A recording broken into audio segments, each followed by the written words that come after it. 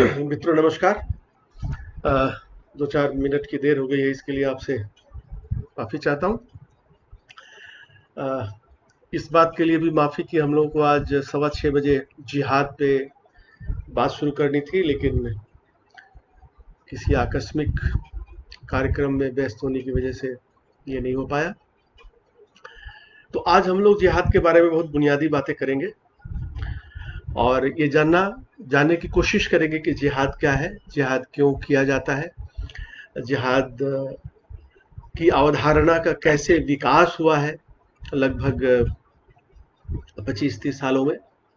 शुरू जब इस्लाम का उदय हो रहा था और ये सब मोहम्मद साहब के जीवन के दरमियान ही हुआ। हम लोग ये भी जानना चाहेंगे कि इस्लाम का पूरी दुनिया के लिए इस जिहाद का क्या मतलब है, भारत के लिए इसका क्या मतलब है, पिछले 1000 सालों का भारत का क्या अनुभव रहा है, अगर समय मिला तो इसके बारे में भी हम लोग बात करेंगे और उन स्रोतों के बारे में भी बात करेंगे जिनके आधार पे हम आपसे ये चर्चा कर पा रहे हैं। और किसी भी चर्चा का यह प्रारूप आमतौर पे माना जाता है कि ऐसा होना चाहिए कि आप स्रोतों की भी बात करें। तो जिहाद शब्द का जो एक शाब्दिक अर्थ है वो ये है कि अल्लाह की राह में संघर्ष करना। और अब ये अल्लाह की राह में जो संघर्ष है वो क्या है संघर्ष, इसको ले करके बड़ी चिंताएं हैं, लेकिन यह अपने आप में इस पे कोई विवाद नहीं है कि जिहाद का मतलब है अल्लाह की राह में संघर्ष करना। दूसरी बात यह है कि जिहाद क्यों करते हैं, जिहाद का मकसद क्या है, जो संघर्ष है वो क्यों है, अल्लाह की राह का क्या मतलब है। जब हम कहते हैं कि अल्लाह की राह में संघर्ष करना, तो अल्लाह की राह का क्या मतलब है और ये जिहाद क्यों किया जाता है। और इसके पहले कि हम लोग चर्चा को आगे बढ़ाएं, कुछ बेसिक जो फैक्ट है, जो तथ्य है, वो हमको जान लेने चाहिए। पिछले 1400 साल में सिर्फ 120 साल, वह भी लगातार नहीं, कभी 5 साल, कभी 10 साल, कभी 15 साल, तो पिछले 1400 सालों में मात्र 120 बरस हिंसात्मक जिहाद नहीं हुआ है या खूनी जिहाद नहीं हुआ है। इस अर्थ में आप कह सकते हैं, या जो लोग भी ये कहते हैं कि इस्लाम एक ऐसा मजहब है जो शांति की बात करता है, तो स्टैटिस्टिकली स्पीकिंग, सांख्यिकी की भाषा में अगर बात करें, तो इस्लाम एक शांतिपूर्ण मजहब है और यह बात 8.5% सही है। और जो जिहाद है वह हिंसात्मक है, यह बात 91.5% सही है। अब आप पूछ सकते हैं कि यह मैं किस आधार पर कह रहा हूं।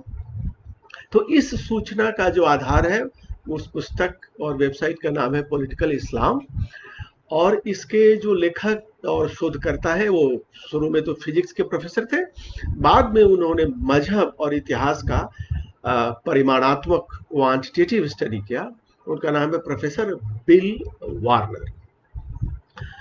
अब देखिए कि जिहाद शब्द कुरान में कितनी बार आया है। जिहाद शब्द लगभग 164 बार आया है कुरान में। और कोई शब्द अगर 164 बार कुरान में आए, इससे इतना तो निष्कर्ष निकाल ही सकते हैं कि जिहाद कुरान का एक महत्वपूर्ण थीम है, कुरान की एक महत्वपूर्ण, अति महत्वपूर्ण विषय वस्तु है।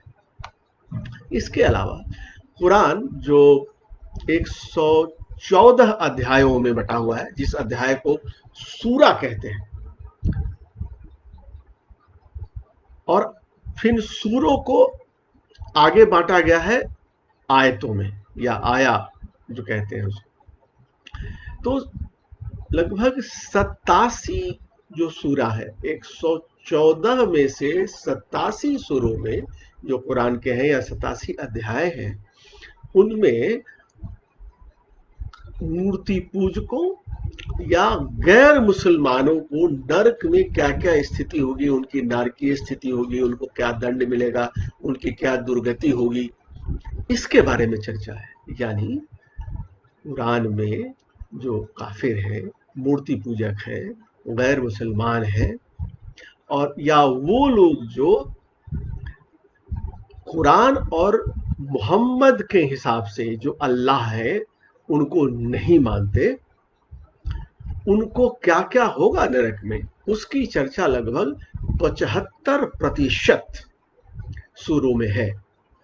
तो दो बातें यहां बहुत साफ हो गई कि कुरान के दो महत्वपूर्ण थीम है, दो महत्वपूर्ण उसकी विषय वस्तु है। एक जिहाद जिसकी 164 बार चर्चा है, और दूसरी विषय वस्तु हो गई मूर्ति पूजकों की, काफिरों की, गैर मुसलमानों की, जिनकी चर्चा लगभग 75% सूरों में हुई है, और 500 आयतों में इनका जिक्र हुआ है। 500 आयतों में और 87 सूरों में इनका जिक्र हुआ है। तो ये बात बहुत साफ हो गई कि गैर मुसलमान और जिहाद ये दोनों कुरान की महत्वपूर्ण विषय वस्तु है। Point number 1। पॉइंट नंबर 2, हम लोग ये देखने की कोशिश करेंगे कि कुरान की जो ये दो महत्वपूर्ण विषय वस्तु है, गैर मुसलमान, काफिर, मूर्ति पूजक एक तरफ और जिहाद दूसरी तरफ, क्या इनमें कोई गुणात्मक संबंध है, इनमें क्या कोई क्वालिटेटिव रिलेशनशिप है, इसको हम जानने की कोशिश करेंगे। यह हमारी खोज का, हमारी बातचीत का ये विषय होना चाहिए कि अगर जिहाद किया जा रहा है तो उसकी विषय वस्तु कहीं ये गैर मुसलमान तो नहीं है, कहीं उनके खिलाफ तो नहीं किया जा रहा। इस सवाल का हम लोग जवाब देने की कोशिश करेंगे। अब ये देखा जाए कि ये जो जिहाद है, जो आज हमारी चर्चा का विषय है, ये कितने चरणों में आया है। जब हम चरणों की बात करेंगे उससे ये स्पष्ट होगा धीरे धीरे कि जब हम कहते हैं कि जिहाद का मतलब है अल्लाह की राह में संघर्ष, तो जिहाद का क्या अर्थ है और क्या इस अर्थ में समय के साथ बदलाव आया है। अगर हाँ, अगर बदलाव आया है तो किन परिस्थितियों में ये बदलाव आया है, हमें इसके बारे में भी जानना चाहिए। तो कुरान का जो रेवलेशन हुआ है, कुरान की आयतों का रेवलेशन हुआ है, जो आयतें नाजिल हुई हैं, वो दो चरणों में है मूल रूप से। चाहे तो आप 4 भी कह सकते हैं, मूल रूप से 2 चरणों में। एक, जब 610 ईस्वी में मोहम्मद साहब ने लगभग 39-40 साल की उम्र में इस्लाम का खुद को पैगंबर घोषित किया, रसूल घोषित किया, अल्लाह का नबी घोषित किया, और वो इस्लाम का प्रचार करने लगे। और यह लगभग उन्होंने मक्का में रहते हुए 13 वर्षों तक किया। 13 वर्षों तक ये काम उन्होंने किया, 610 से लेकर 622 तक 13 वर्ष। उसके बाद 623 से लेकर के जो उसके बाद का समय है, 632 तक का समय है, जो आप 9 या 10 साल का समय ले लीजिए, वो दूसरा चरण है जिसमें आयतें नाजिल हुई हैं।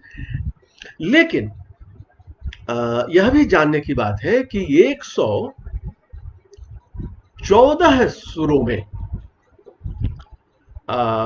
90 जो सूरा है या चैप्टर है, अध्याय है, ये कुरान के वो हिस्से 90 चैप्टर यानी अधिकांश चैप्टर जो नाजिल हुई हैं वो मक्का में रहते हुए हुई। और मक्का में रहते हुए मोहम्मद साहब ने कोई लड़ाई नहीं की, वहां उन्होंने धैर्य का उपदेश दिया, सबों में को बर्दाश्त करने का उपदेश दिया, और ये भी कहा कि तुम्हारा मजहब तुम्हारे लिए, हमारा मजहब हमारे लिए, इस तरह की बातें उन्होंने कही।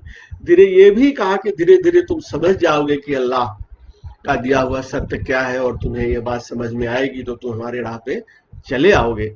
लेकिन उन्होंने इस बात पे कोई समझौता नहीं किया कि अल्लाह एक है, और मूर्ति पूजा का खुलेआम विरोध किया।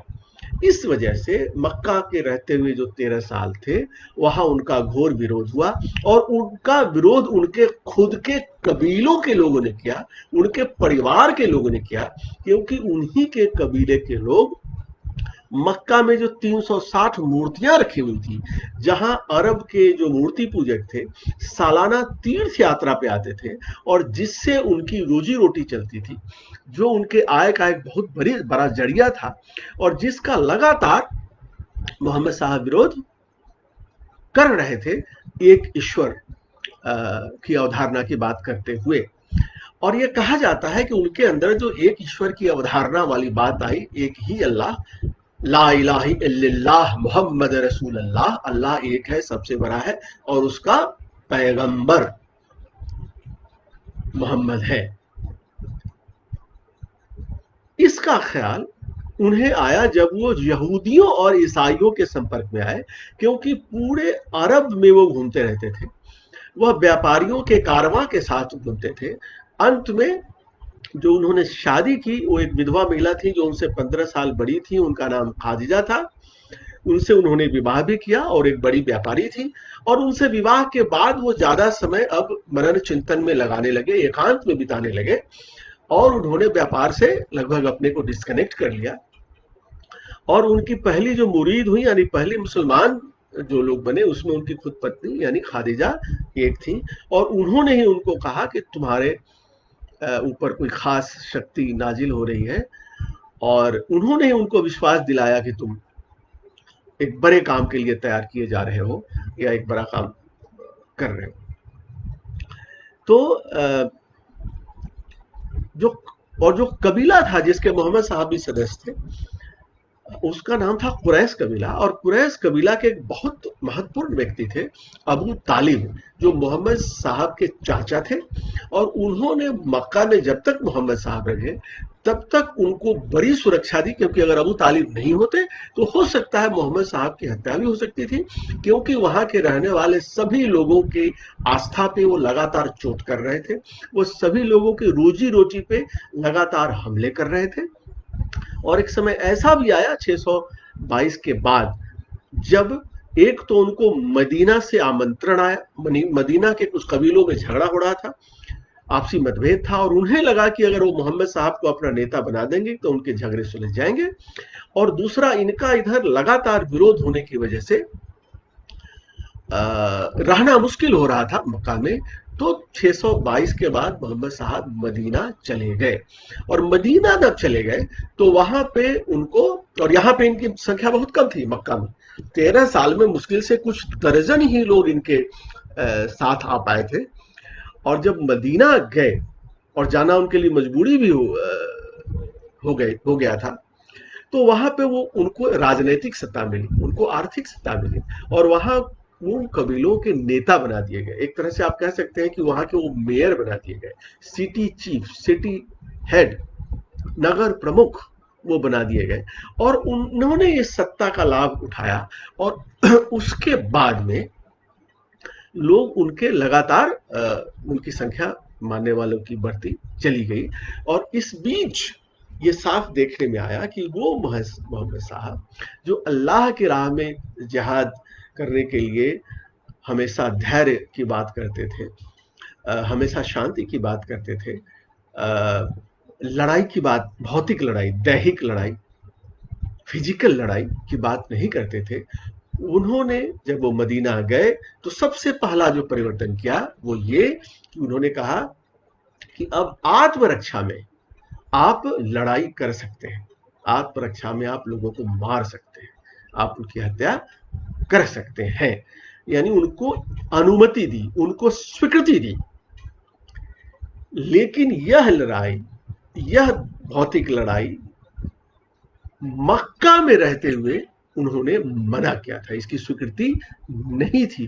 उसकी बहुत बड़ी वजह ये थी कि उनकी संख्या बहुत कम थी, उनके मानने वाले लोग नहीं थे, और मक्का में रहते हुए अपने ही कुरैश कबीले के जो लोग थे, जो मूर्ति पूजक थे वहां के, और जो उन 360 मूर्तियों वाले काबा के संरक्षक भी थे, लगातार वो उनके खिलाफ प्रचार कर रहे थे। तो यहाँ वो लड़ नहीं सकते थे, यहाँ उनको सुरक्षा की जरूरत थी, जो जहां तक संभव हो सका उनके चाचा अबू तालिब ने सुरक्षा प्रदान की। तो यह जिहाद का पहला चरण है, जहां धैर्य की बात है। और इसमें जैसा कि हमने कहा कि कुरान का लगभग जो जो जो सूरा है वो यहीं पे नाजिल हुआ, मक्का में रहते हुए। और कुछ लोग इसको मक्का वाला इस्लाम भी कहते हैं, और इसी को तारिक फतह और उन जैसे अनेक लोग कहते हैं अल्लाह वाला इस्लाम। और जो मदीना में जो आयतें नाजिल हुई हैं और मदीना में जो कुरान का हिस्सा आया है, उसको लेकर के जहां लड़ने भिड़ने की बात की गई है, मारने की बात की गई है, अपहरण की बात की गई है, हत्या की बात की गई है, मूर्ति पूजकों या जिसको भी आपने लड़ाई में हराया है उसकी पत्नियों को रखेल बनाने से गुलाम बनाने की बात की गई है, उंगली काट लेने की बात की गई है, गर्दन काट लेने की बात की गई है, छिपा रह करके लोगों पे हमला करने की बात की गई है, चाहे जो भी संसाधन हो हर हाल में जैसे भी आप जिहाद कर सकते हैं उसकी बात की गई है। और उसमें जो मुल्ला है, मौलवी है, जो इस्लाम का जानकार है, इमाम है, उसका महत्व बढ़ता चला जाता है। इसीलिए उसको तारिक फतह जैसे लोग मुल्ला का इस्लाम कहते हैं, यानी मक्का वाला जो इस्लाम हुआ वो अल्लाह का इस्लाम, और जो मदीना वाला इस्लाम है उसे मुल्ला का इस्लाम कहते हैं।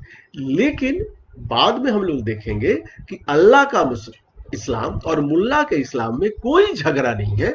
यह सब परिस्थितियों के परिवर्तन की बात है। जब स्थितियां बेहतर होती जाती हैं, अनुकूल होती चली जाती हैं, तो जहां धैर्य और शांति की बात की जाती है, वहीं पे वही लोग दूसरी जगह पे या उसी जगह पे वापस आने के बाद में वह संघर्ष, हत्या, नरसंहार, लूट, अपहरण, जजिया, इस सब तरह की बातें करते रहते हैं। यानी अल्लाह का इस्लाम ही है जो समय के साथ, यानी 623 से लेके 632 तक 10 सालों में अल्लाह का इस्लाम ही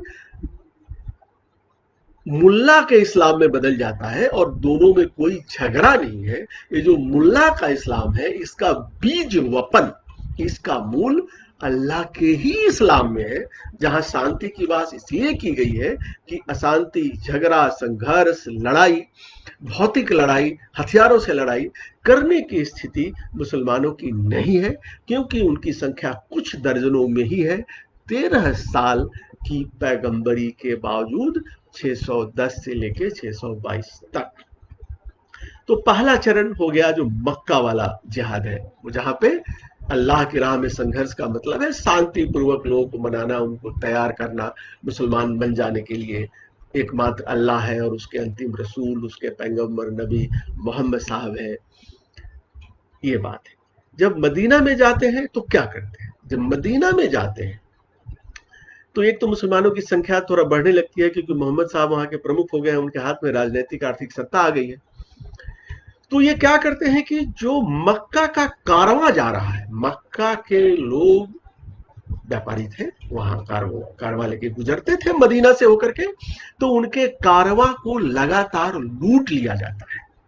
अब लगातार उनको आर्थिक क्षति पहुंचाई जा रही है। वो जो कुरैश कबीले के ही लोग हैं, मोहम्मद साहब के ही कबीले के ही लोग हैं, जो लोग अपना कारवां लेकर के वहां से गुजरते हैं, और उनके कारवां को मोहम्मद साहब और उनके जो को मानने वाले लोग हैं, जिन्हें मुसलमान कहा गया, उन कबीलों को के कारवां को लूटते हैं। और चूंकि उसको लूटते हैं तो जो मक्का वाले कुरैश हैं उनको क्षति पहुंचती है, और वह मजबूर होकर के मदीना में जो मोहम्मद साहब रह रहे हैं और उनके अनुगामी लोग रह रहे हैं, यानी जो मुसलमान रह रहे हैं, उन पे हमला करते हैं। याद रखिए, यह हमला एक कबीला दूसरे कबीले पे नहीं कर रहा है। यह हमला कुरैश का कबीले का एक हिस्सा जो बहुमत में है, जो मूर्ति पूजक है, जो काबा का संरक्षक है, जहां पे 360 मूर्तियां हैं, वह मजबूर होकर के हमला करता है कुरैश कबीले के ही उस हिस्से पे जो मोहम्मद साहब की अगुवाई में इस्लाम को स्वीकार कर लिया है, मुसलमान बन गया है। इसलिए हमला करता है कि उसके कारवां पे, उसके व्यापार को पे हमला किया जा रहा है, उसके व्यापार को क्षति पहुंचाई जा रही है। अब जो जिहाद है उसमें थोड़ा परिवर्तन होता है। वहां कहा जाता है, पहले क्या था, मनाही थी, पहले दैहिक भौतिक हथियार वाले संघर्ष की मनाही है। अब कहा जा रहा है कि आत्मरक्षा में आप हमला कर सकते हैं। आत्मरक्षा में आप हथियार उठा सकते हैं, आत्मरक्षा में आप हत्या कर सकते हैं। यह जिहाद का दूसरा चरण है। और लेकिन ये कुछ ही दिनों तक ऐसा चलता है।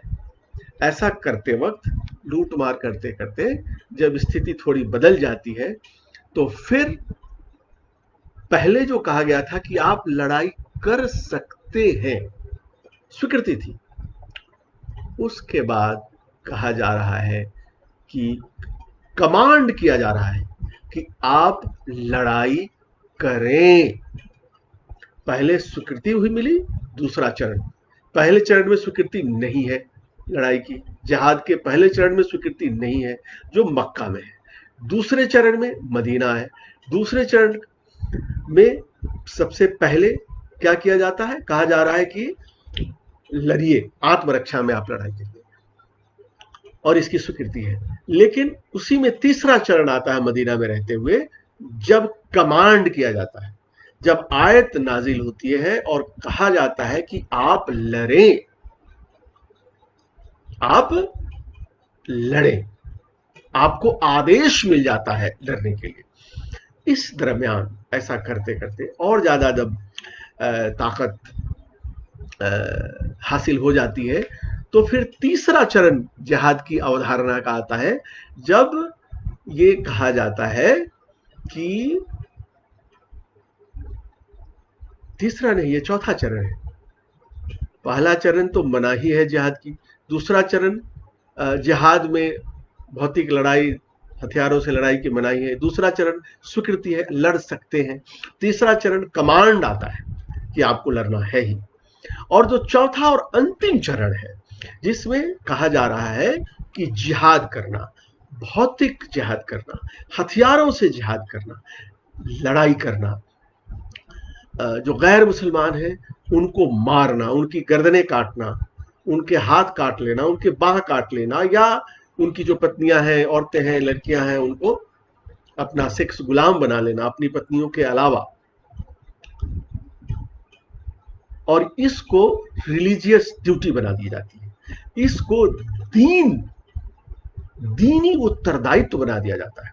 ये कहा जाता है कि यह अब आपका उत्तरदायित्व है, यह रिलीजियस ड्यूटी है, आपका कर्तव्य है, ये ऑब्लिगेशन है कि आप गैर मुसलमानों के खिलाफ लड़ाई करें। और जितने भी जो वायलेंट पैसेजेज हैं, जो हिंसा के बारे में बात करने वाला जितना कुछ है जो कुरान में आया है, वह इसी तीसरे और चौथे दौर में आया है। लेकिन तीसरे दौर में एक खासियत है कि उसमें जो मूर्ति पूजक है उनके खिलाफ तो बात की गई है, लेकिन उसमें ईसाई और यहूदी शामिल नहीं है, क्योंकि मोहम्मद साहब को यह विश्वास था कि देर सबेर जो यहूदी हैं उनको अपना वैसे ही पैगंबर मान लेंगे जैसे मूसा जो उनके पैगंबर थे। लेकिन चौथे चरण तक आते आते उनको पूरा विश्वास हो जाता है कि यहूदी हमें अपना नहीं मानेंगे, पैगंबर नहीं मानेंगे। इसलिए फिर आयतें नाजिल होना शुरू हो जाती हैं, जिसमें उनके खिलाफ लड़ाई तब तक करने की बात की जाती है जब तक वो हार न मान लें और जजिया या प्रोटेक्शन मनी देना शुरू नहीं करते। यानी सिर्फ ईसाइयों और यहूदियों को ही जजिया देने का अधिकार दिया गया था। जो बाकी लोग थे, जो मूर्ति पूजक थे, जो पगान कहते हैं वहां, जिनकी मूर्तियां थी काबा में, जो कुरैश के लोग थे, कुरैश खानदान कबीले के लोग थे, उनके लिए सिर्फ दो ऑप्शन था, या तो आप इस्लाम स्वीकार करेंगे या फिर आपकी हत्या कर दी जाएगी। लेकिन यहूदियों को यह माना गया, ईसाइयों को यह माना गया कि आप के जो पैगंबर है वो हमारे पैगंबर है। अंतर इतना ही है कि हमारे पैगंबर अब अंतिम पैगंबर है, इनके बाद कोई पैगंबर नहीं आएगा, और हमारे पैगंबर जो संदेश लाए हैं वो अंतिम संदेश है, वो आपको भी मानना है। लेकिन अगर आप नहीं मानेंगे, यानी आप इस्लाम कबूल नहीं करेंगे, तो आपके खिलाफ हम लड़ाई करेंगे, और लड़ाई करके फिर आपको हम अपने कब्जे में लेंगे, और कब्जे में लेने के बाद में आप को जजिया देना पड़ेगा, हमारा आधिपत्य भी मानना पड़ेगा और जजिया देना पड़ेगा। जजिया के बारे में भारत में आने के बाद स्थिति थोड़ी अलग हो गई थी, क्योंकि यहाँ मूर्ति पूजकों, हिंदुओं, बौद्धों, जैनियों की संख्या इतनी ज्यादा थी कि अगर इनको सीधे नरसंहार पे और हमेशा नरसंहार वाला फॉर्मूला लगाया जाता तो फिर उनके लिए यहां शासन करना मुश्किल हो जाता। इसलिए मजबूरी में हिंदुओं, बौद्धों, जैनों इत्यादि और सिखों पे जजिया की बात की गई, जो कुरान सम्मत नहीं था। वह मजबूरी का एक मेथड था। मूल रूप से सिर्फ ईसाई और यहूदी ही जजिया देने के अधिकारी थे। इसके अलावा जो लोग मूर्ति पूजक थे उनको या तो इस्लाम को मानना था या फिर उनकी हत्या की जानी थी। ये 4 चरण हैं जिहाद के। अब होता क्या है कि जो पश्चिमी दुनिया है, यूरोप और अमेरिका है, या भारत जैसे जो गैर इस्लामी देश है जहां पे शरिया शासन नहीं है, वहां पे बड़ी चालाकी से जो मुस्लिम बुद्धिजीवी है, वो मक्का में जब मोहम्मद साहब थे उस समय जो आयतें नाजिल हुई थी, जिसमें धैर्य और क्षमा और लोगों को मनाने, उनके साथ संवाद करने की बात की गई है। अल्लाह की राह में जिहाद वहां है, लेकिन वहां पे हिंसा नहीं है। वो सिर्फ उन्हीं आयतों को उद्धृत करते हैं जो मक्का में नाजिल हुई थी, और बाकी वाले को या तो खुद चाहते हैं कि दूसरे भूल जाए, या फिर वो उन्हें वो दिग्भ्रमित करते हैं। इस लिहाज से आप देखें तो 160 करोड़ से अधिक मुसलमानों में शायद 160 मुस्लिम बुद्धिजीवी भी नहीं है, खासकर उन देशों में जहां इस्लामी शासन नहीं है, जैसे भारत है, यूरोप के सारे देश हैं, अमेरिका है, नेपाल है, और भी जो बहुत सारे देश हैं। वहां 160 भी मुसलमान नहीं आए हैं जो ये कहें कि यह इस्लाम का ही दो रूप है, दोनों में कोई झगड़ा नहीं है।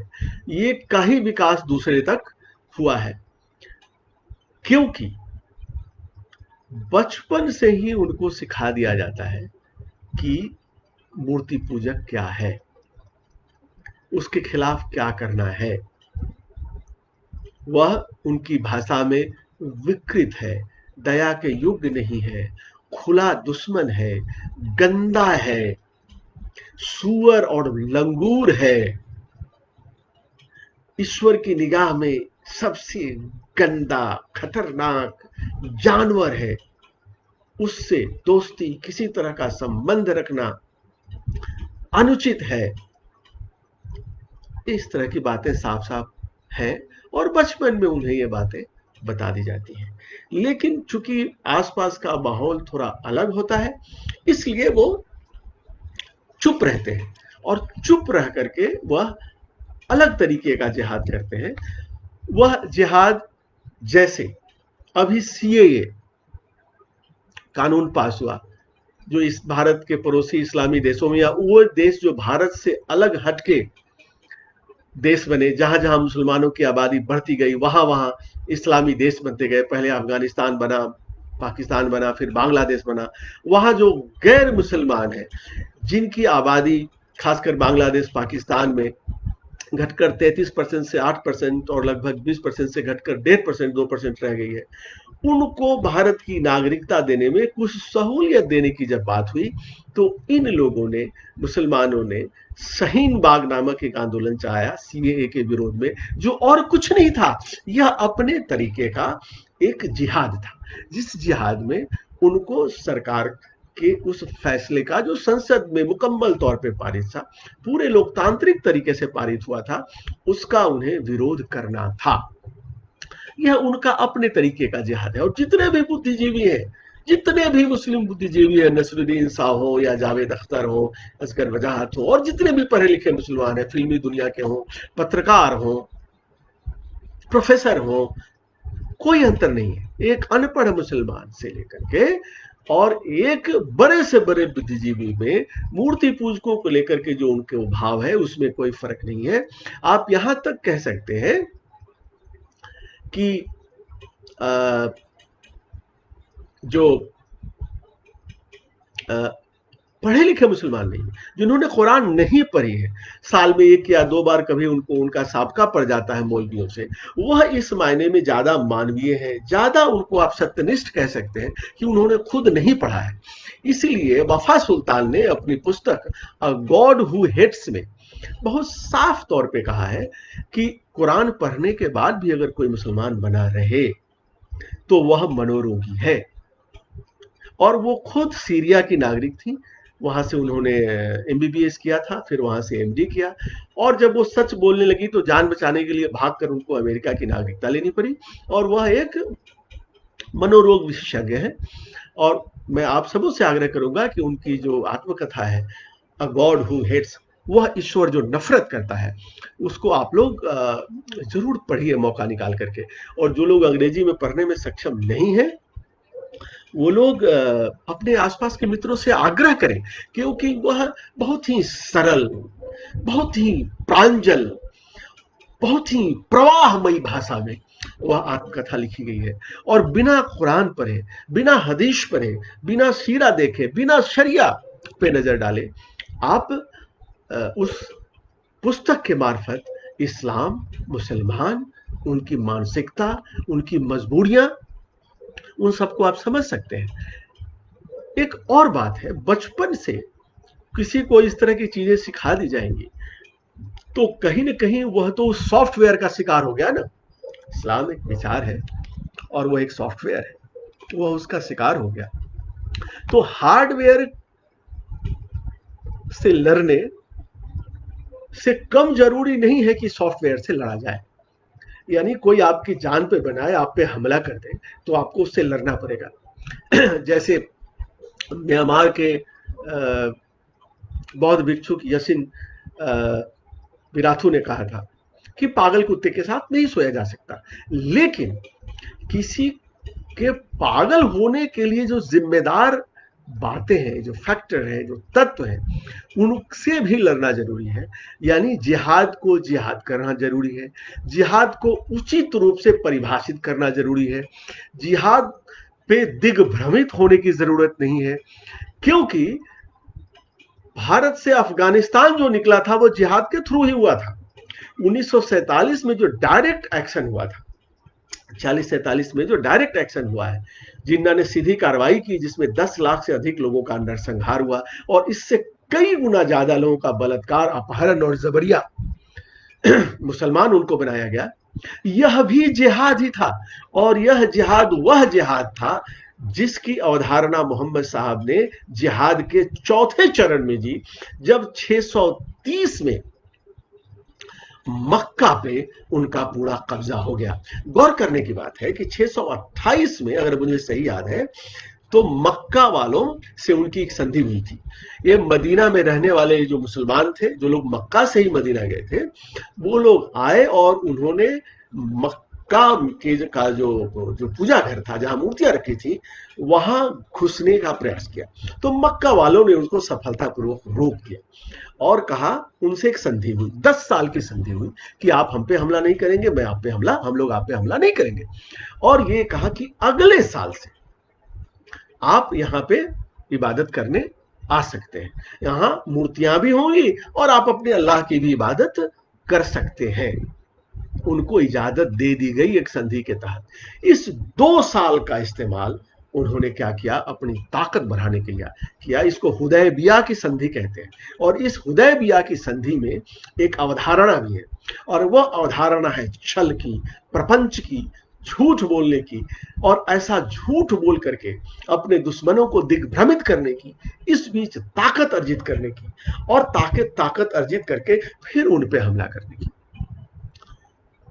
और फिर 630 में 2 साल के अंदर ही उन पे धोखे से हमला किया गया, मक्का पे कब्जा कर लिया गया, 360 मूर्तियों को तोड़ दिया गया, और वहां के ज्यादातर जो मूर्ति पूजक थे उनको मजबूर कर दिया गया, या तो वो मुसलमान बन जाए या नहीं तो उनकी हत्या कर दी जाएगी। अब देखिए यहाँ एक पेच ये है कि जब मोहम्मद साहब को भागना पड़ा मक्का से, तो उन्होंने क्या कहा, हमारा उत्पीड़न हो रहा है। यह बहुत ही गैर मजहबी, गैर दीनी, अधार्मिक कर्तव्य है कृत्य है कि हमको पूजा नहीं करने दिया जा रहा मक्का में जाके, जबकि ये तो मूर्तियों के विरोधी थे, मूर्तियों को तोड़ने की बात करते थे, और फिर भी चाहते थे कि जहां मूर्तियां रखी हैं वहां जाकर के अल्लाह की इबादत करें। और जब इबादत की इजाजत नहीं मिली तो उन्होंने कहा हमारा उत्पीड़न हो रहा है। उस समय मक्का वाले जो मूर्ति पूजक थे उनका कब्जा था। जब 630 में इनका कब्जा हो गया तो इन्होंने उनको मूर्ति पूजा की इजाजत नहीं दी, उनकी 360 मूर्तियों को तोड़ दिया और वहां से उनको बाहर निकाला और यह कहते हुए मना किया कि आप लोग गंदे हैं, आप लोग प्रदूषित हैं, इसलिए मक्का में आपका जो प्रवेश है वह प्रतिबंधित है। यानी जो आज जो लोग विक्टिमहुड वाला कार्ड खेलते हैं, पीड़ितबाजी करते हैं, आप पे हमला भी कर देंगे और कहेंगे कि आप तो इस्लाम को बदनाम कर रहे हैं। जैसा अभी हाल में हुआ, सीएए के दरमियान हुआ, दिल्ली में जो दंगे हुए थे वो जिहाद था, दिल्ली जिहाद था कि देखो हम क्या कर सकते हैं। जहां हमला किया गया, इसकी बड़ी तैयारी की गई, सीएए में शांतिपूर्ण धरना प्रदर्शन हो रहा है, पूरी दिल्ली की जिंदगी को तबाह कर दिया 90 दिन तक, मुख्य सड़क को पे कब्जा करके, और तैयारी भी करते रहे। और फिर 24-25 फरवरी को जब सरकार किसी दूसरे बड़े राष्ट्रीय कार्यक्रम में व्यस्त है, तब पूर्वी दिल्ली में जहां उनकी आबादी ज्यादा है वहां लोगों पे हमला किया और बहुत बुरे तरीके से उसमें लोगों को भाड़ा गया।